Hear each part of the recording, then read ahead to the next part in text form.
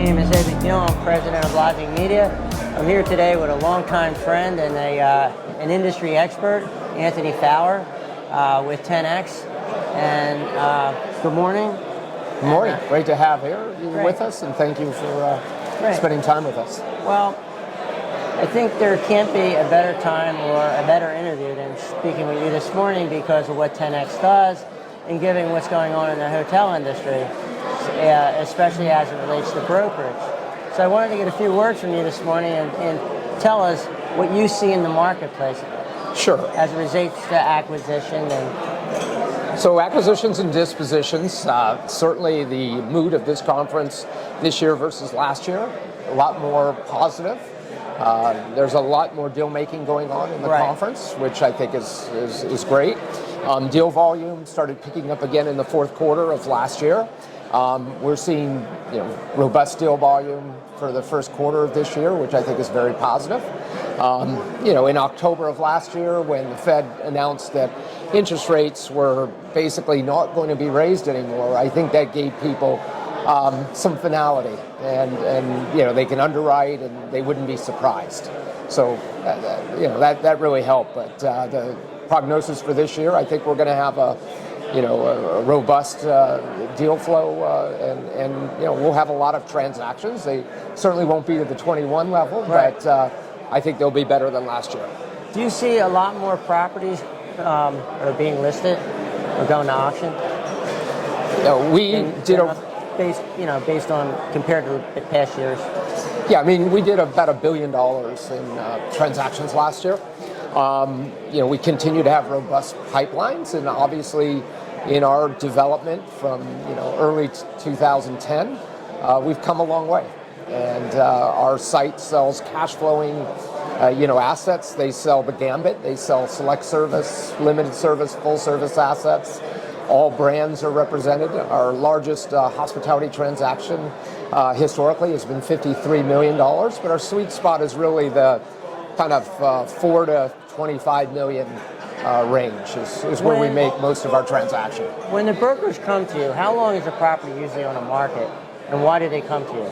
It's a great question. So brokers come to us at various stages. Brand new listings. We have relationships where brokers feel like we're efficient. We bring a market combined with their efforts, and there's certainty in our closing process, which allows them not only more efficiency, but to go after more business.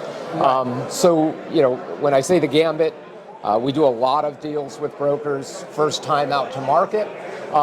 We also see brokers, especially in last year's environment, where a lot of deals fell apart because of financing or another reason, come to us when that happened and said, hey, our seller wants finality, they want certainty, we want to get it on the platform. What is a good prospect for you? Is it somebody where their property's up for a PIP or their mortgage is up for renewal? That's a great question. We do a lot of institutional business, and as publicly traded REITs like RLJ or others look at their deal flow, look at basically the life of the properties and their plans moving forward. If properties kind of don't fit that plan, they want to go ahead and dispose of those assets. We're a great source for that. That's one example. Another example, people are estate planning. There are large families, obviously, in the hospitality business. As they want to estate plan, they want certainty of close. Again, great prospects for us. When people do come to you and they want to dispose of their hotel, I don't want to say dispose, but they want to dissolve their portfolio, they want to sell off a property, it doesn't make sense for them. What is the sales price? Is it usually equal or better than what a broker can bring to them? Are you a last resort? Great question.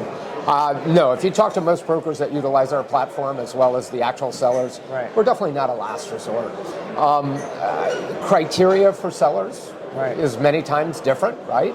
And when sellers want certainty and they want a confidence level that a market is being made, not just a few prospects, but really a wide marketing process, they really get that from our platform, and they get a confidence level that a market really was created and a market spoke. You know, I will say it's interesting. a friend of mine did use 10X, and the property was on the market for a while. He actually got greater than the asking price. You know, that's not uncommon. I'm not going to say that's always the rule, Right. but the good news is, and you know, we feel very strongly about it. Right. We make a market between the marketing that we do in the property combined with the brokers' efforts. You know, the breadth of our companies, including the CoStar organization. Right. We have a lot of sources to appeal to and to market to. I have a final question for you. Sure.